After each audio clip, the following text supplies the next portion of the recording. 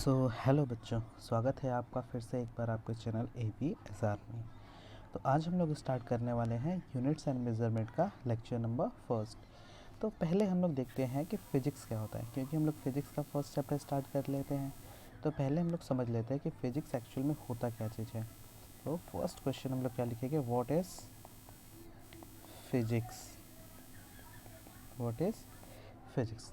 देखिए, फिज़िक्स का मतलब क्या होता है। जनरली हम लोग फिज़िक्स का मतलब मानते हैं कि फ़िज़िक्स नेचर होता है। फिज़िक्स क्या होता है, नेचर, जो कि एक ग्रीक वर्ड से डेराइव किया गया है, जिसका मतलब क्या होता है, नेचर। मतलब अगर सिंपल सी भाषा में समझे तो नेचर के अराउंड जितने भी हमारे पास कलरफुल एंड डाइवर्स वेराइटीज़ दिखाई देती है, वो हर एक चीज़ क्या कहलाती है, फिज़िक्स। फॉर एग्ज़ाम्पल, अगर हमारे यूनिवर्स के अंदर, अगर हमारे अर्थ के अंदर जितने भी, चाहे वो सैंड हो, वाटर हो, प्लैनेट्स हो, रेनबो का बनना हो, हीटिंग ऑफ ऑब्जेक्ट हो, अगर दो ऑब्जेक्ट्स को एक साथ रगड़ देते तो उसमें से फ्रिक्शन की वजह से हीट एनर्जी निकल रही है, या फिर जो ह्यूमन की बॉडी के अंदर रिएक्शंस चल रहे हैं, ये सारे के सारे चीज़ किसके अंदर कंसीडर किए जाते हैं, फिज़िक्स के अंदर। तो बेसिकली फिज़िक्स क्या होता है, physics is the study of physics physics is the study of nature and its laws। जितने भी फिजिक्स के अंदर, नेचर के अंदर लॉज चलते हैं, वो हर एक चीज़ किसके अंदर कंसीडर किया जाता है, फिजिक्स के अंदर। जैसे हमारे पास क्या होता है, ऑर्बिटिंग ऑफ मून, प्लैनेट्स क्या रहते हैं, प्लैनेट्स हो सन के चारों तरफ घूम रहे हैं, या फिर मून जो होता है अर्थ के चारों तरफ घूम रहा है, या फिर कोई अगर फल वगैरह है जो पेड़ से डायरेक्ट नीचे की तरफ गिर रहा है। समुद्र में जो वेव्स वगैरह जनरेट होते हैं, वो because of gravitation and moon effect की वजह से हो रहा है। न्यूटन के ग्रेविटेशनल लॉ, न्यूटन के लॉज ऑफ मोशन, ये सब के सब हम लोग किसके अंदर कंसीडर करते हैं, फिजिक्स के अंदर। तो बेसिकली फिजिक्स का मतलब भी क्या होता है कि यूनिवर्स के अंदर जितने भी प्रोसेसेस चल रहे हैं, फिनोमेनन चल रहे हैं, वो सब के सब क्या होते हैं, फिजिक्स ही होते हैं। इसीलिए हम लोग क्या बोलते हैं कि फिजिक्स का मतलब भी क्या होता है, नेचर। अब इसको अगर हम लोग थोड़ा सा एक एग्जांपल के थ्रू समझें, तो एक बहुत बड़े साइंटिस्ट थे जिनका नाम था doctor R.P. Feynman. R.P. Feynman, ठीक है। इन्होंने क्या बोला था कि अगर हम लोग माने कि हमको अगर कोई गेम समझना है, फॉर एग्जांपल हम लोग ले लेते हैं कि चेस का एक गेम है, ठीक है। कौन सा गेम खेल रहे हैं हम लोग, एक चेस का गेम खेल रहे हैं। अब चेस का गेम खेल रहे हैं तो हो सकता है कि दो लोगों के बीच में चेस का गेम चल रहा हो और कोई तीसरा वहाँ पे बैठ के क्या कर रहा हो, उसको ऑब्जर्व कर रहा हो। तो जो तीसरा इंसान रहेगा, जो दो लोग गेम खेल रहे हैं उनके पास जो तीसरा इंसान रहेगा, वो क्या करेगा, गेम को देखेगा। तो धीरे धीरे धीरे धीरे देखते देखते उसको क्या होगा कि चेस के जितने भी रूल्स रहते हैं, जितने भी वहाँ पे कमांड्स चले जाते हैं, जितने भी वहाँ पे वॉरियर्स रहते हैं, चाहे आपका वो हाथी हो, घोड़ा हो, वजीर हो, या फिर प्यादा हो, जितनी भी चीज़ें वहाँ पे रहती है चेस के अंदर, वो सर चीज़ कंसीडर किया जाता है। तो जो दो लोग खेलते रहेंगे उनको क्या है, पता रहेगा, वहाँ पे क्या रहेगा, पता रहेगा क्या चीज़, कि हम लोग जो देख रहे हैं, जो खेल रहे हैं, इसके अलावा जो तीसरा पर्सन है वो उन दोनों के मूव्स को क्या करेगा, देखता रहेगा और गौर से ऑब्जर्व करेगा। तो जो तीसरा इंसान है वो क्या कर रहा है, उसको उसके बारे में कुछ जानकारी है नहीं। तो वो जो दो खेल रहे हैं, जिनके पास उसके हर एक रूल्स पता है, वो क्या कर रहे हैं, गेम खेल रहे हैं। तो तीसरा उसको देख देख के ऑब्जर्व करेगा कि हाँ, इसको कैसे चलना है, इसको कैसे इस्तेमाल करना है, कौन सा जो वहाँ पे है सेना है, चाहे वो हाथी हो, घोड़ा हो, वजीर हो, वो कितने कदम चल रहे हैं, तो वह हर एक चीज़ को ऑब्जर्व करेगा। फिर मान लीजिए कि अगर उन दोनों का गेम ख़त्म होता है, ये देखते देखते ऑब्जर्व कर लिया, तो ये क्या करेगा, खुद से खेलने की कोशिश करेगा। अगर वो खेलने की कोशिश करेगा तो कुछ देर में हो सकता है कि ये कोई रूल चले, मतलब इसने जितना देखा उतना चलेगा। तो जो पहले से उस गेम को खेल रहा है उसके पास कुछ एक्स्ट्रा मूव्स हो गए जो उसने अब तक चला ही नहीं होगा। तो अगर उसने वो मूव उसके साथ चला तो उसके लिए वो क्या होगा, एक सरप्राइज़ की तरह बिहेव करेगा। तो हमारा फिजिक्स जो होता है बेसिकली ठीक ऐसे ही एक चेस गेम के जैसे होता है। चेस का मतलब होता है हमारे नेचर के अंदर जितने भी इवेंट्स होते हैं वो क्या होते हैं, चेस के मूव के जैसे होते हैं, चेस के मूव के जैसे होते हैं।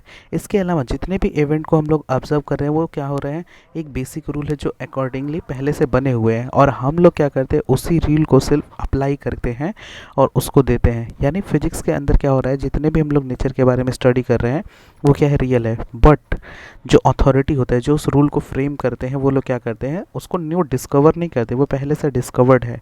बस उसको वो लोग क्या करते हैं कि डिकोड करके अप्लाई करके हमको देते हैं। फॉर एग्जांपल हमारे पास जो आर्यभट्ट हो गए, न्यूटन हो गए, या फिर आइंस्टाइन हो गए, फेमिन हो गए, इन लोगों को हम लोग बहुत बड़े साइंटिस्ट मानते हैं। बट इन लोगों ने कोई न्यू रूल की डिस्कवरी नहीं की है। जो रूल्स पहले से उनको ऑब्जर्व किया है और ऑब्जर्व कर को उसको डिकोड करके हमको दिया है, और वो हम लोग क्या कर रहे हैं, आज एक्सप्लेन करते हैं और पढ़ते हैं अपने बुक्स के अंदर। तो फिजिक्स भी हमारा बेसिकली ऐसे ही चलता है, ठीक है। तो आई होप आप लोगों को समझ आ गया होगा कि फ़िज़िक्स क्या होता है। बेसिक जितना नॉलेज हमको रिक्वायरमेंट रहता है कि फ़िज़िक्स क्या होता है, कैसे काम करता है, वो हम लोगों ने देख लिया। अब देखते हैं कि फ़िज़िक्स और मैथमेटिक्स के बीच में रिलेशन कैसा होता है। Physics and mathematics, mathematics. अब समझते हैं कि इन दोनों के बीच में रिलेशन कैसा होता है।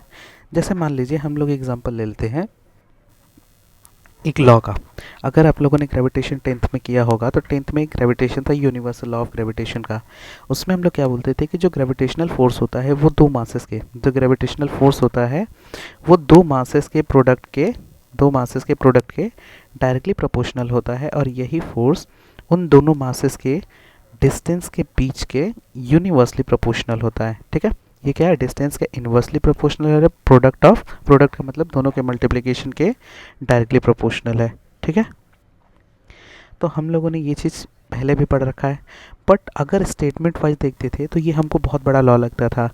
ये gravitational force is directly proportional to the product of their masses and inversely proportional to the square of distance between the them. तो इतना बड़ा स्टेटमेंट लिखने से अच्छा कि हम लोग सिंपली इसको ऐसे मैथमेटिकल टर्म्स में क्या लिख सकते हैं, F is equal to m1 m2 upon r the square. अब सोचिए उतने बड़े स्टेटमेंट को हम लोग मैथमेटिकली इतने छोटे से सिर्फ एक वर्ड के अंदर हम लोगों ने क्या कर दिया है, फिनिश कर दिया है। मतलब फिजिक्स क्या होता है, एक टेक्निक है। मैथमेटिक्स क्या है, फिजिक्स को एक्सप्लेन करने के लिए एक छोटा सा टेक्निक है, जिसके अंदर हम लोग अलजेब्रा, ट्रिग्नोमेट्री, कैलकुलस यूज़ करके प्रिडिक्शन करते हैं और बेसिक इक्वेशंस बनाते हैं। और ये इक्वेशंस क्या करते हैं, बड़े बड़े लॉस को हम लोगों को सिंपल्स वर्ड में बता देते हैं। अब यहाँ पे हम लोग टेक्निक जो यूज़ करते हैं कैलकुलस के अंदर, वो हमारे पास डिफरेंशिएशन एंड इंटीग्रेशन भी होता है। जैसे अगर हमारे पास बहुत सारे फोर्सेस हैं और उन फोर्सेस को हम लोगों को अपने साथ यूज़ करना है, तो हम लोग उसका इंटीग्रल कैलकुलेट करके हम लोग उसके फोर्स को यूनिफॉर्म वैल्यू फाइंड कर सकते हैं, कि एक पता कर सकते हैं। तो मैथमेटिक्स को हम लोग क्या बोलते हैं कि ये क्या है, एक लैंग्वेज ऑफ फिजिक्स है। मैथमेटिक्स क्या है, mathematics is the language of physics, ठीक है। विदाउट, अगर हम लोगों के पास विदाउट नॉलेज ऑफ मैथमेटिक्स हम लोगों को फिजिक्स समझना बहुत ही ज़्यादा डिफ़िकल्ट हो सकता है। इसीलिए बोला जाता है कि जिसका मैथ्स स्ट्रांग होगा उसको फिजिक्स ईजिली समझता है। मतलब अगर हम लोग मैथ्स को समझ लेंगे तो हमारे पास बहुत सारे ट्रिग्नोमेट्रिक अलजेब्रिक कैलकुलस के फॉर्मूला हमारे पास पहले से पता रहेंगे, तो उसका यूज़ करके हम लोग बड़े बड़े लॉज को ईजिली हम लोग क्या कर सकते हैं, समझ सकते हैं। क्लियर। तो हमारे पास फिजिक्स में मैथ्स का भी बहुत बड़ा रोल होता है। क्लियर। अब नेक्स्ट हम लोग समझने की कोशिश करते हैं कि यूनिट क्या होता है। यूनिट क्या होता है। क्लियर। अब देखिए, जैसे अगर मैं बोलूँ कि हमारे पास बहुत सारे ऑब्जेक्ट्स रखे हुए हैं और ऑब्जेक्ट्स को हमको क्या करना है, मेज़र करना है। तो मेज़र करने के लिए हमारे पास कोई ना कोई यूनिट होनी चाहिए, और ये सारे के सारे यूनिट होते किस चीज़ के हैं, फिजिकल क्वांटिटी के। यानी अगर किसी भी फिजिकल क्वांटिटी को हम लोगों को क्या करना है, मेज़र करना है, तो उसके लिए हमारे पास एक स्टैंडर्ड यूनिट होनी चाहिए। किसी भी फिजिकल क्वांटिटी की क्या होनी चाहिए, एक स्टैंडर्ड। अभी हम लोग देखेंगे कि फिजिकल क्वांटिटी होता क्या है, बट बेसिकली हम लोग अभी समझ रहे हैं कि यूनिट होता क्या चीज़ है। वो हमको पता है कि एक ऑर्बिटली एक्सेप्टेड रहता है, जो पूरी अर्थ के ऊपर अगर एप्लीकेबल है, जिसकी वैल्यू में हम लोग चेंज नहीं करते हैं, वो हमारे पास यूनिट होता है। बट बेसिकली हम लोग समझने की कोशिश कर रहे हैं फिजिक्स के थ्रू कि ये एक्चुअल में यूनिट होता क्या है और कैसे हम लोग पता करते हैं। इसका हम लोग एक एग्जांपल लेके समझते हैं। मान लीजिए हम लोगों ने क्या लिया हुआ है, एक एलिफेंट लिया हुआ है, ठीक है।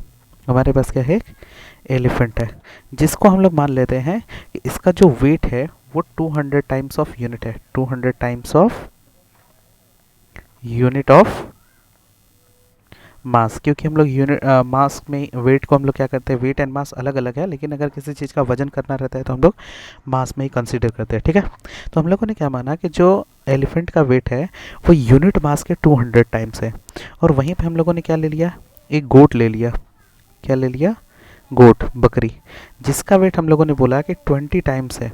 कितना है, 20 times of unit of mass, ठीक है, 20 types of unit of mass. अब हमको क्या पता है कि इसके थ्रू हम लोग क्या पता कर सकते हैं कि ये जो एलिफेंट है, ये जो एलिफेंट है, ये और गोट के मास के 10 टाइम्स क्या है, बड़ा है, 10 टाइम्स हैवियर है, 10 टाइम्स क्या है, हैवियर है। तो इससे हम लोग एक लिमिट सेट कर सकते हैं, कि स्टैंडर्ड सेट कर सकते हैं कि हमारे पास जो यूनिट है, ये जो यूनिट होता है ये क्या करता है, किसी भी चीज़ की सबसे स्मॉलेस्ट जो आर्बिट्रली एक्सेप्टेड हो उसको कंसीडर करता है। जैसे अगर हम लोग माने कि हमारे पास मेज़रमेंट करने के लिए कोई भी अलग चीज़ दिया गया है, जैसे हम लोगों ने यहाँ पे मास कंसीडर किया है, तो हो सकता है हम लोग किसी चीज़ को आवर्स में कंसीडर कर लें, किसी चीज़ को हम लोग लेंथ में कंसीडर कर ले। जैसे मान लीजिए हमारे पास मेज़रमेंट करने के लिए कुछ मेंशन दिया हो, 2-3 पार्ट्स का दिया हो, ठीक है। अब हम लोगों ने माना कि टाइम को मेज़र करना है हमको, तो टाइम को हम लोग बेसिकली मेज़र किस में करते हैं, स्टैंडर्ड यूनिट में, सेकंड्स में। तो मान लीजिए अगर हम लोग कहीं कोई काम करने के लिए 2 घंटा लगा रहे हैं, ठीक है, तो न्यूमेरिक वैल्यू में उसको हम लोग क्या बोलेंगे, 2 times of standard unit time. और स्टैंडर्ड यूनिट टाइम में हम लोगों ने क्या कंसिडर किया, सेकंड को। तो जो सेकंड पार्ट होगा आवर को, हम लोग उसको बोल कह सकते हैं कि second part of hours is that unit is chosen to be hour. अब मतलब क्या है कि जैसे हम लोगों को टाइम मेज़र करना है तो हम उसको आवर में यूनिट नहीं मेज़र कर सकते, हम उसको हम सेकंड में करते हैं। बट जो आवर एंड सेकंड होता है, दोनों किसको हम लोग मेज़र करने के लिए इस्तेमाल कर रहे हैं, टाइम को। क्लियर। तो यूनिट हम लोग समझने की कोशिश करें तो हमारे पास इतना ही चीज़ होता है। अब यहाँ पे यूनिट भी हमारे पास फंडामेंटल होते हैं एंड डेराइव्ड यूनिट होते हैं। तो हम लोग पहले देखते हैं कि फिजिकल क्वांटिटी क्या होता है, ठीक है। फिजिकल क्वांटिटी,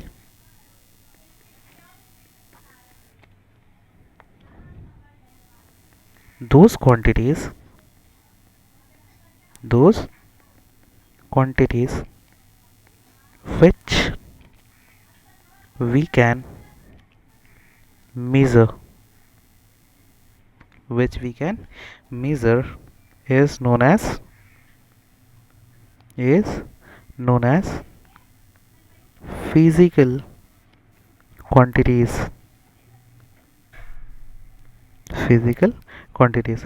जितनी भी क्वांटिटीज़ को हम लोग मेज़र कर सकते हैं, चाहे वो हम लोग टाइम्स के टर्म्स में मेज़र करें, मास के टर्म्स में मेज़र करें, या फिर हम लोग लेंथ के टर्म्स में मेज़र करें, ऐसी जितनी भी क्वांटिटीज जिसको हम लोग मेज़र कर सकते हैं वो हर एक क्वांटिटी क्या कहलाती है हमारे पास, physical quantity.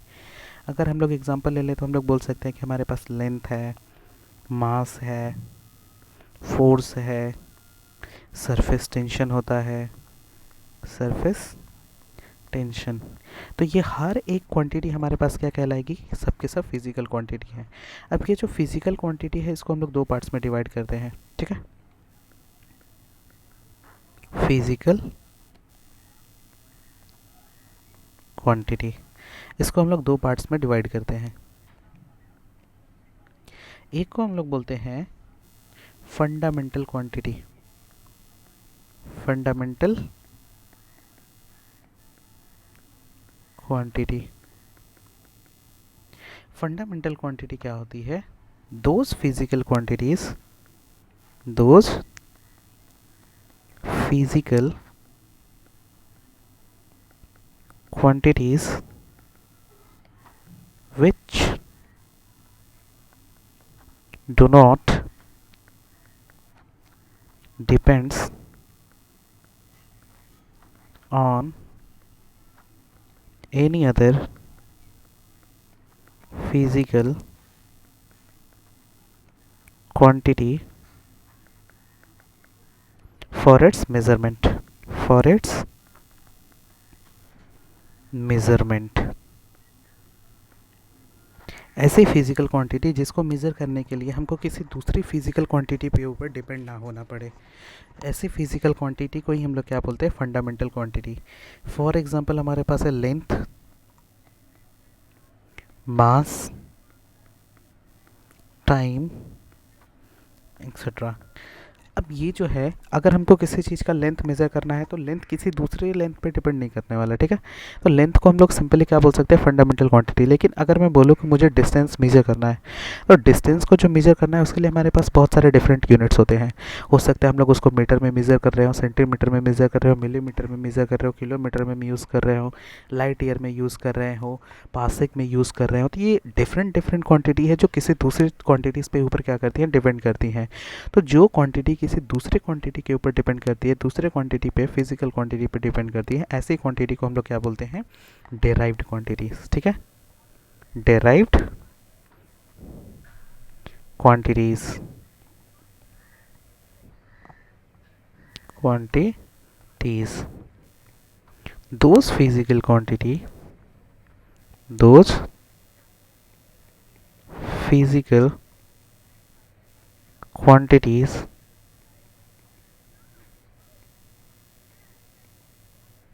which depends on any other physical quantities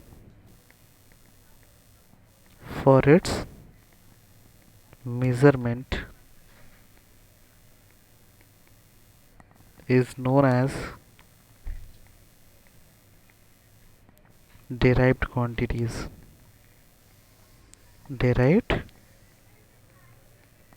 quantities, for example, force, pressure, and surface tension, frequency etcetera, ठीक है। अब फोर्स जो है किसी दूसरे फंडामेंटल क्वांटिटी पे क्यों डिपेंड कर रहा है। अब यहाँ पे ध्यान दीजिए, हम लोगों ने फिजिकल क्वांटिटी बोला है, मतलब ये जो डेराइव क्वांटिटी है फिजिकल क्वांटिटी, और फिजिकल क्वांटिटी में हमारे पास डेराइव क्वांटिटी भी होता है। यानी ये जो डेराइव क्वांटिटी है किसी फिजिकल क्वांटिटी, मतलब डेराइव क्वांटिटी के ऊपर भी डिपेंड कर सकता है, क्योंकि हम लोगों को डेराइव क्वांटिटी को मेज़र करने के लिए फंडामेंटल क्वांटिटी की ही नीड होती है, ठीक है। मतलब हर एक डेराइव क्वांटिटी किसी न किसी फंडामेंटल क्वांटिटी से मिल के ही बना रहेगा। फॉर एग्जाम्पल अभी हम लोगों ने लिखा है फोर्स, ठीक है। अब फोर्स का फॉर्मूला अगर याद होगा तो फोर्स इज इक्वल टू हम लोग क्या लिखते हैं, मास इनटू एक्सेलरेशन, एक्सेलरेशन। अब एक्सेलरेशन हमारे पास क्या होता है, mass into change in velocity upon time, change in velocity upon time. Next mass into change in velocity, velocity क्या होता है हमारे पास, displacement upon time, displacement upon time. इसके अपॉन में वापस से हमारे पास क्या है, टाइम, तो वो भी हमारे पास आ जाएगा यहीं पे, ये वाला टाइम हम लोगों ने यहाँ पे लिखा है। डिस्प्लेसमेंट हमारे पास क्या होता है, किसी पर्टिकुलर डिस्टेंस में हम लोगों ने कितना शॉर्टेस्ट डिस्टेंस कवर किया है, वो हमारे पास क्या हो जाएगा, डिस्प्लेसमेंट। मतलब डिस्प्लेसमेंट हम लोग किस में मेज़र कर रहे हैं, लेंथ में, और लेंथ हमारा क्या होता है, फंडामेंटल क्वांटिटी। टाइम हमारे पास क्या होता है, फंडामेंटल क्वांटिटी। मास भी हमारे पास क्या होता है, फंडामेंटल क्वांटिटी। मतलब देख रहे हो, जितने भी हमारे पास डेराइव क्वांटिटी वो किसी ना किसी फंडामेंटल क्वांटिटी के ऊपर डिपेंड कर रहे हैं, और जो भी डेराइव क्वांटिटी, जो भी फिजिकल क्वांटिटी किसी दूसरे फंडामेंटल क्वांटिटी पे अगर डिपेंड होगा for its measurement, for its measurement, ऐसे ही क्वांटिटी को हम लोग क्या बोलते हैं, डेराइव क्वांटिटी। अब हमारे पास टोटल 7 टाइप्स के फंडामेंटल क्वांटिटी होते हैं, लेंथ, मास, टाइम, टेम्परेचर, टेम्परेचर। इसके बाद हमारे पास होता है current electricity, current electricity. Next हमारे पास होता है amount of substance, amount of substance. And lastly हमारे पास होता है ल्यूमिनस इंटेंसिटी, ये लाइट्स वगैरह की इंटेंसिटी को मेज़र करने में आता है ल्यूमिनस इंटेंसिटी, ठीक है। सिंबल क्या होता है, लेंथ को हम लोग डिनोट करते हैं एल से, मास को एम से, टाइम को टी से, एंड टेम्परेचर भी हम लोग डिपेंड कर लेते हैं, इसी से हम लोग डिनोट करते हैं टी से ही, बट इसकी यूनिट हमारे पास डिफरेंट होती है। अमाउंट करंट इलेक्ट्रिसिटी को हम लोग डिनोट करते हैं आई से, अमाउंट ऑफ सब्सटेंस को हम लोग बोलते हैं मोल में, एंड इंटेंसिटी, ल्यूमिनस इंटेंसिटी को हम लोग मेज़र करते हैं किसमें, कैंडेला में, कैंडेला। इन लोगों को हम लोगों को सिंबल नहीं लिखना है, बट हम लोगों के पास सिंबल किसका है, length, mass, time and temperature. But temperature को हम लोग मेज़र किस में करते हैं, केल्विन में। एसआई यूनिट क्या हो जाएगी, kelvin. Amount of current electricity को हम लोग किस में मेज़र करते हैं, एम्पियर में। मोल सिंपली ई हटा देना रहता है, कैंडेला सी डी से हम डिनोट करते हैं, और यूनिट हमारे पास क्या होती है, कैंडेला। लेंथ को हम लोग मेज़र करते हैं मीटर में, मास को केजी में, टाइम को सेकंड में, एंड टेम्परेचर को केल्विन में। तो ये सब क्या है इसके, टाइम को सेकंड में, ठीक है। तो ये सब क्या है इसके यूनिट्स, और ये हमारे पास क्या होते हैं, सिंबल। क्लियर। मिलते हैं नेक्स्ट वीडियो में, तब तक के लिए टेक केयर।